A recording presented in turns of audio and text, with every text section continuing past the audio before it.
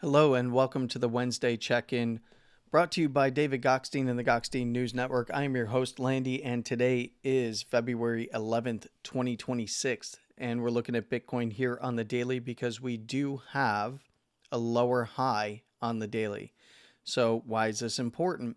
Because this lower high is fairly local to Bitcoin's price action. So we have some conditions that we can lay out for structural continuation or a structure change, at least locally. And this is fairly simple. For Bitcoin, of course, we had the $98,000. That's the weekly lower high. It's essentially $98,000. We had a little bit of consolidation at support here, even right there at $86,000 on that swing low, which was right at a weekly. We're at a rejection at 90,476 here. That was the prior lower high on the daily.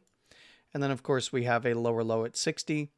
And now we have a lower high at 72,232 here on spot price action. So we now have a condition that we can put on our chart for a trend break. That is, on closes above 72,232, we would have a downtrend break on the daily, meaning that we could be seeing a structure shift or a trend shift.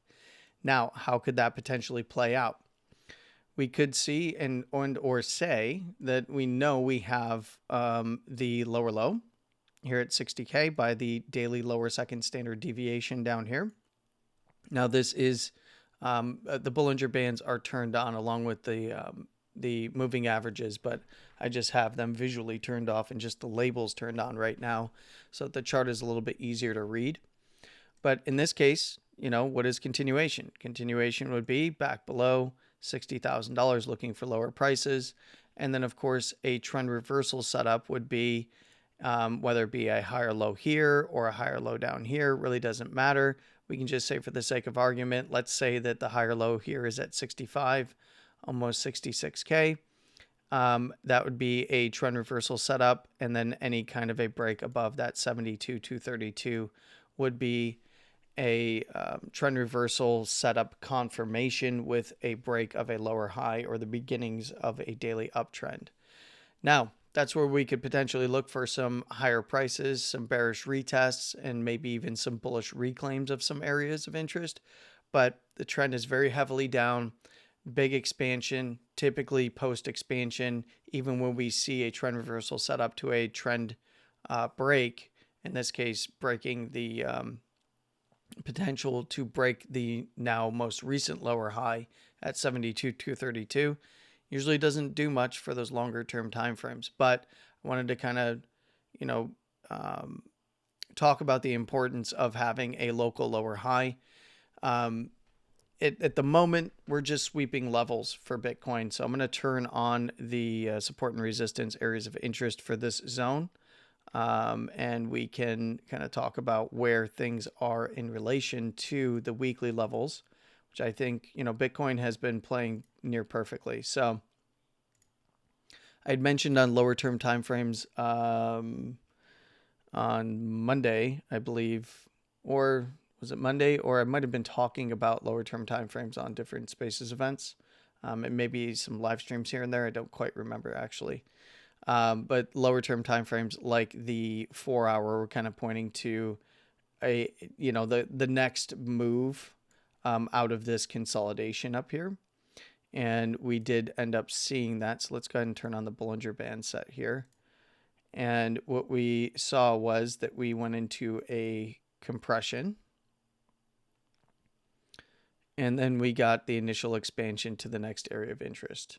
So we had a compression, big expansion down here with the bands being very spread out. And then they start to pinch together. We start closing below, in this case, this weekly here at around 68 to 68.2. We got that. We get expansion down to the next level at 66.5, and then a dip into this zone around the 65,700 area, 65,600 area. So this is a weekly level of interest. This is kind of a bigger zone, around 66.5 to around 64.2. So essentially 64 to 66 and a half. You can take these two separate weekly zones and kind of combine them together if you like, as an area of interest. If we do see Bitcoin continuing to reject 68 and getting back above to start working its way to 69 and a half and above, to the top side of this consolidation around 71 to especially that 72.2 area, then I would be entertaining, further moves down to try and hit some of the weeklies here, 65 to 64 down here. If that begins to fall apart, that's where we'd look for the area here at 62.8 to 63, and then potentially down to 61.5 and under to hit that 60K, possibly even 58 for a sweep of the lows.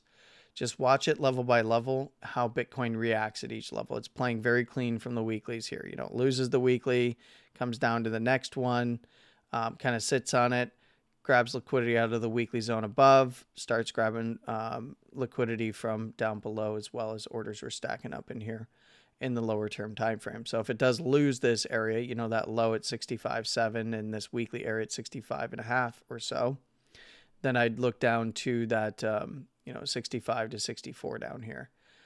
And if that is lost, that's when we start looking for, especially on closes and expansion on lower term timeframes, that's when we start looking for the low 60s, around that 62 to 63, and maybe even under for a retest of the current low.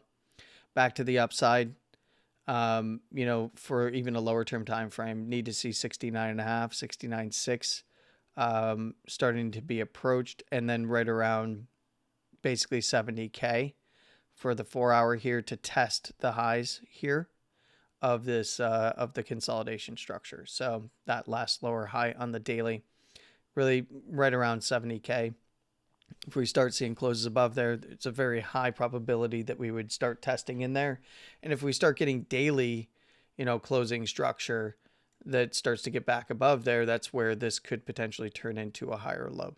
But right now, this is a lower high locked in, and it's just about gauging where a daily higher low could occur. I did want to note here on the daily that if we do look at the lower first standard deviation is now lined up with right around that 68.2 level, and if we do get continuation through the levels, you can see that right down here the lower second is now in line with the actual low at $60,000, and it's not abnormal to see price, reject the lower first standard deviation of the Bollinger Band set here. But if it is regained, that's when we can start entertaining a potential trend break on the daily and potentially move back above to 74 to some of the areas overhead, 75 to 76 fair game, all the way back to the basis. And then we're looking around kind of the daily breakdown around 76, 77, maybe even 78 for a sweep to 80. Being one of the key areas overhead, of course, that was lost. That was the prior weekly low, right around 80 to 80,500. Let's go ahead and turn this off for the different levels. We'll even turn off the path tool there. And I didn't turn off the levels. I just clicked on it. So let's go ahead to the weekly here. Weekly lower second standard deviation tapped on. After a retest directly on the 200 period moving average earlier this week, I believe on Monday, and right into the zone that I was talking about. Essentially, didn't quite hit 65, but that is where the weekly lower second standard deviation is, just above $65,000. A little bit of a retest. If we do see this area dropped, that's when we have to start looking down to the low. And $58,000, somewhere around there. If it does lose that, then we're looking, probably 48 to 55, with a key area between 48 and 50, right around the lower third standard deviation.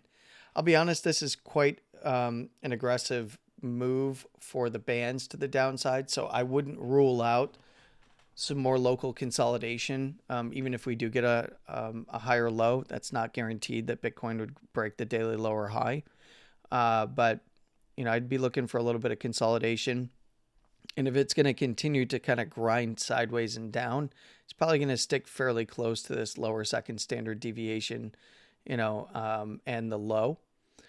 And that's, you know, we'll see what this weekend, what we see kind of pop up this weekend. One of the big things that you're going to see from me and many others is like, look at the RSI level. It's probably going to close somewhere around and maybe even below where the 22 first big spike down was, right? For after entering the bearish control zone.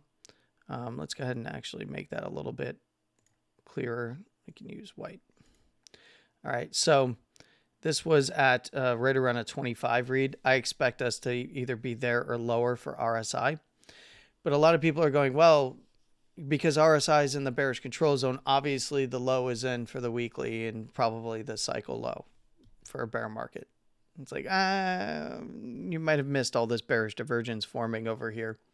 Why did bearish divergence form? Well, bearish divergence, bearish divergence. Let me walk that back for just a moment there. Bullish divergence forming. Why did bullish divergence form? Because there was lower lows in comparison to this weekly low. So we haven't even set the weekly low yet. We need to see the weekly low set, and then we need to see bullish divergence starting to form like it did back here in 2022.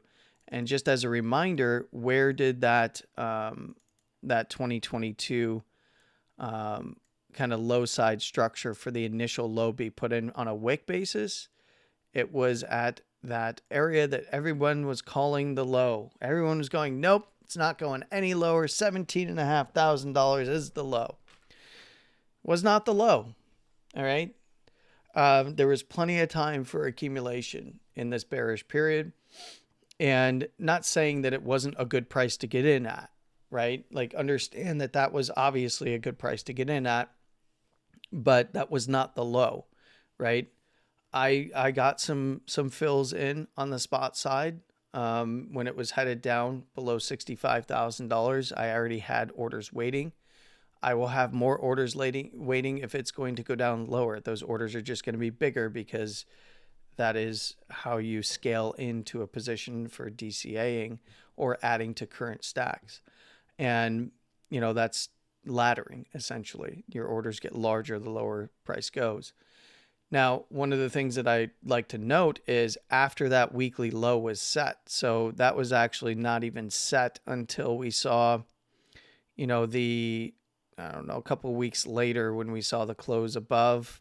Man, it took actually until July before it even closed above. But from that low that was set, where it's taking the closing low, by the way, but from where the swing low was to that closing low side structure and the actual low coming in, it was about 150 days or so. Even if you were going to take that as like, okay, if this was going to be which we don't have a closing structure, so we can even just pull this back to the swing. And we don't know if this is going to be the swing low right now. So this is a lot of assumptions that I'm making here just for illustrative purposes. But we could say, okay, 161 days in this case, 23 bars for the weekly. Where would that put us in terms of time to build out structure, no matter what that structure looks like? I mean, you're looking at probably something that's going to come in fairly close to October of this year. You know, we can get fairly close 23 bars there. And that puts you puts it around July. So, you know, kind of in line with what I've been saying. I don't know if that's, you know, if it's going to take longer. This move is not done. It's still ongoing. So we don't know if this is the low, right, for this particular move, right? I'm not saying that we don't know if this is the macro low. I'm saying we don't know if this is going to end up being the low of this particular weekly move. And that's what I'm comparing it to, was the larger weekly move after entering the bearish control zone last cycle. When compared to this cycle and what the narrative is that's being painted out there, understand that this is going to take some time, whether it be late summer, which is we're probably looking at a major low that, you know, in hindsight could potentially become a macro low coming in probably late summer, early fall of this year is what I've presented already and is in line with, quite frankly, too many things that Bitcoiners don't want to talk about, I guess. But, even from here, if this was one of the first major lows, before heading lower to test and put in the actual macro low, if you're looking at 23 bars, that would put us, around, July coming into August. So, mid to late summer coming into fall anyway. So kind of that window of time.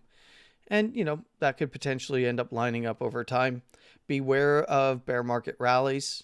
Again, we can get absolutely face melting rallies to the upside.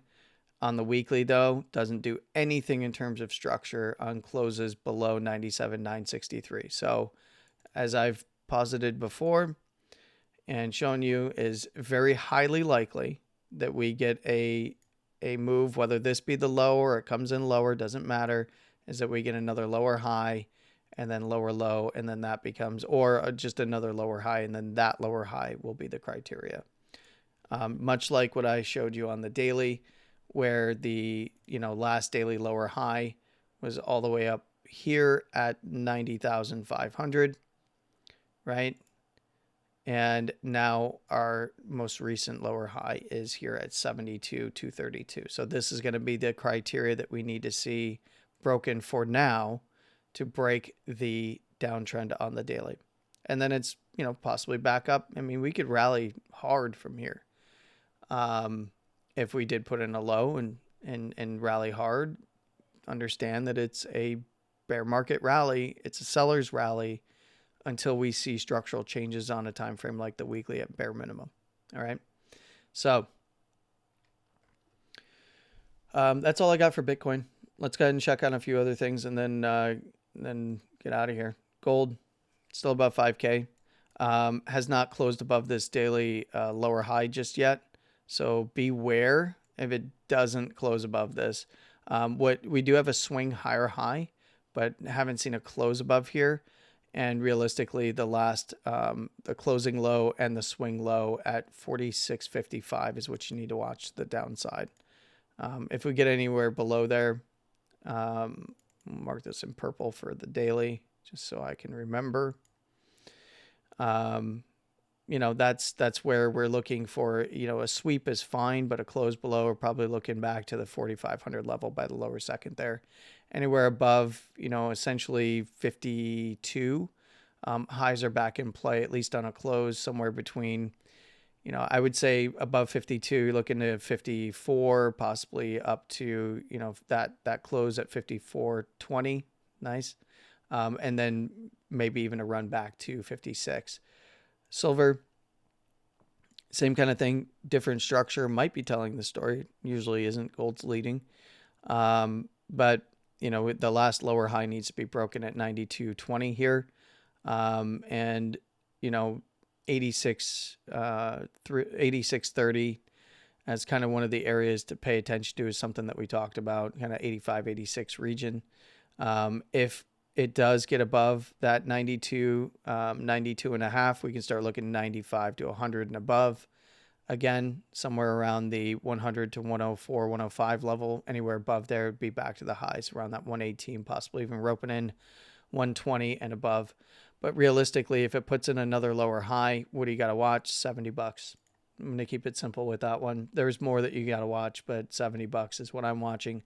Oil. Yeah, I threw a trend line on here. What of it? I don't really care. It was actually to illustrate a point to someone, but that you don't necessarily need it because horizontals are going to be the story. But I can guarantee you most trend line drawers are going to be looking at that 200 EMA and this low at 62.62. If that's dropped, below 62, which would also be below the SMA here, probably looking back to $60 pretty quickly, and maybe even a swing under into the upper 50s. Anywhere above the 377, got to pay attention to that high that was swung up here at that 66.50 above there, looking essentially, 68 to 70 pretty quickly thereafter. Natural gas, still playing around the lows. Beware of a low being set. I'd pay attention. This is really demand driven. Pay attention to kind of what the weather is going to be like. That is actually something to pay attention to with natural gas during the winters here in the United States. And in this case, any closes above 351, are going to turn momentum back to the upside, possibly see a break above that 365, but it needs to hold the lows. If it does lose them, we're looking at cheaper natural gas prices. So if it loses $3, we're looking down for a sweep of the upper 280 region. And then above, anywhere above $4, this thing's going to rally pretty hard towards the 5 and above region, in my opinion. Traditional markets, Dow looks like a local top. This is not a bullish set of wicks here.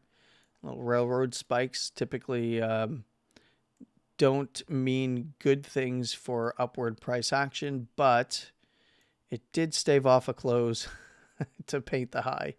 But realistically, like even if it comes back down, not a big deal, as long as it's closing above the 50 SMA. And realistically, it looks like it might want to mean revert, kind of test the high side structure here around 49.5 to 49.6. And if it does fall through, pay attention to, there's 49.5, yeah, right here on the highs, but pay attention to 49.3 to 4.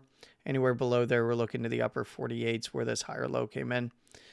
If that starts to break down, then we'd have a daily structural change, and then we can entertain some lower targets. But, for right now, we got to see how it plays out in the end of the week here, in the Thursday and then Friday sessions.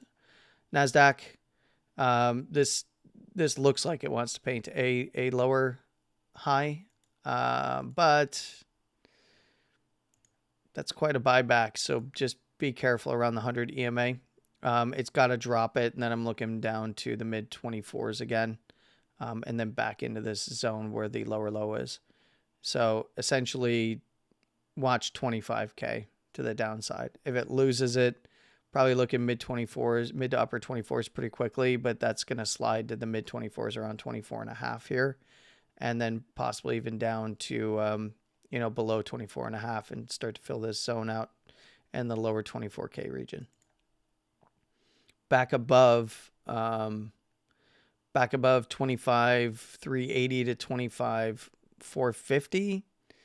It has to get above here. Nothing really doing here below 25,450, 25.5 region. But then I'd be looking for a rally to around 25.6 to 25.8 by the upper first. And it's got to get above 25.9 to 25.6 to actually go test the highs and start looking a little better. Right now it looks like it wants to roll over, to be honest. Doesn't necessarily mean it's going to, but below 24.5, it's gonna look like a rollover with some bounces along the way. Sweep of the highs for SPY. Nice buyback off the basis here. Looking at, it's in a better position, just like Dow is in a better position than the NASDAQ index. A lot of these are measuring the same underlying stocks. They're just aggregated differently. And, we've had quite the rotation from tech to, low impact on Main Street kind of stocks and tech to higher impact on Main Street kind of stocks and tech for the mega caps. And realistically, we're starting to see that borne out with like jobs data and stuff like that as well. I don't know what that really means in terms of the structural look here for some of this stuff, but it definitely doesn't look good on SPY and NASDAQ. But we'll see what this continued rotation means for potential rollover and or consolidation sideways before maybe a move to sweep on a higher term time frame lows and then maybe just continue marching or melting back up. In this case, keep an eye on that wick low at 689, 690. Anywhere above there, this can chop around sideways and continue going for the highs and potentially go for 698 to 700 and above. Anywhere below 685, 686, I can sweep 685, 686. If it drops around 684.5, we're looking for this thing running 680 and under again to the mid 670s, around 675. And the potential for more is definitely on the table because that would be expansion to the downside. Above 700, expansion to the upside doesn't mean too much until we actually see that get rolling. I think that's going to be it for today. I'll be back at you here on Friday. Go ahead and like and share this out there if you do find this content helpful, and or at least helps give you an idea of what the conditions are that you should be keeping an eye on for the markets. And yeah, I'll be back here on Friday. We'll assess kind of where the stock market ends up, where some of the commodities end up as well. And then, of course, we'll see what's happening with Bitcoin. And why do I only look at Bitcoin? Well, because where Bitcoin goes, more than likely, that's where your altcoins are going. So, and that's really what I'm paying attention to. And that's what I think you should pay attention to. I hope you have a wonderful morning, afternoon, and evening, no matter where you are in the world. Please trade safe. And of course, as always, stay safe. With all that being said, Landy out. Take care. See you Friday.